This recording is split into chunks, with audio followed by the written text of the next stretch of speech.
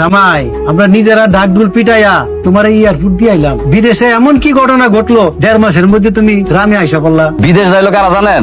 বোকারা। বিদেশে যেই বাড়িটাতে ছিলাম সেই বাড়িটাতে তো আমি থাকতে পারি নাই, কাজই তো নাই ওই দেশে কোনো। আর যেই কাজ আছে সেই কাজ আমরা বাংলাদেশেও জীবনে কোনোদিন এত কষ্ট করে কাজ করিনি। তারপর আবার খাবারের কষ্ট, এত কিছু তো আমি সহ্য করতে পারবো না, এর জন্য আমি দেশে চলে আসছি। এতগুলো টাকা নষ্ট করে দেশে আসলে এই টাকার জন্য কি টোমায়া হচ্ছে না? এতগুলো টাকা যদি এখন দেশে আমার কাছে থাকতো তাহলে তো আমি একটা কিছু করতে পারতাম। আপনি যে কথা বললেন এই কথা যদি আপনার শ্বশুরে শোনে তাহলে আপনার শ্বশুর কি আপনাকে তার বাড়িতে থাকতে দেবে? আমার শ্বশুর আমার বাড়ি থেকে বাইর করে দিব না? ওনার মেয়ের সাথে আমার বিয়ে দিছে না? কিন্তু আমার তো চিন্তা অন্য কিছু জামাই। এই 7 লাখ টাকা সুখে তোমার শ্বশুর তো বাঁচবে না। যদি সে মরে যায় তো মামলা পুরা খাইয়া যাইবা। আপনার শ্বশুর 7 লাখ টাকার সুখে বিছানায় পড়ে আছে। আপনি তো পয়সা গেলেন দুলা ভাই, আপনার শ্বশুর মরার আগে তাকে তেল মালিশ করেন। এখন যদি লোকটা সত্যি সত্যি কিছু হয়ে যায় তাহলে তো সব দোষ পড়বো আমার ঘরের উপরে। আরে কই আছো? তাড়াতাড়ি বাইরে আও, সর্বনাশ হয়ে গেছে। আমার এই ভাই ওরা পলাইতে সহায়তা করছে, ও যেখানেই থাকুক না কেন আমার 7 লক্ষ টাকা। তুমি এসব কি করতেছো না করতেছো? আমার জামাই পালাইতে যাইবো কেন? আর আমার জামাই যদি পালাইয়া থাকে আমি ওর সাহায্য করতে যাবো কেন? এখন তোমরা ওর সাথে সাথে আমার অবিশ্বাস করতেছো। তোমরা কি দেখছো ওরে কখনো ফোন দিয়ে আমি কইছি, কান্নাকাটি করছি যে বিদেশ থেকে চলে আসো, তোমার সাথে আমি থাকতে পারতেছি না? আমি এমন কিছু করি নাই।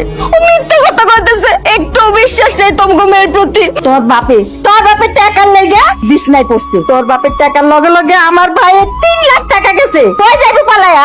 তোমরা যদি ওর নামে মামলা করো সাথে আমিও মামলা করবো। আমার দরকার টাকা, আমি 7 লক্ষ টাকা দিয়ে তারা বিদেশ পাঠাইছি, সে টাকা কোথা থেকে দিবে আমি জানি না। বাবা কি ব্যাপার, আপনার এরকম লাগতেছে কেন? বাড়িতে কিছু হয়েছে নাকি? আর তো তাড়াহুড়ো করে কই যাইতেছেন? আমার শ্বশুর কি আছে না গেছে? মনে মনে কে এই কামনাই করতেছ জামাই? এইসব কামনা করি কোনো লাভ হবে না। এই টাকা মারিয়ে পলানোর চেষ্টা করতেছ, পারবা না।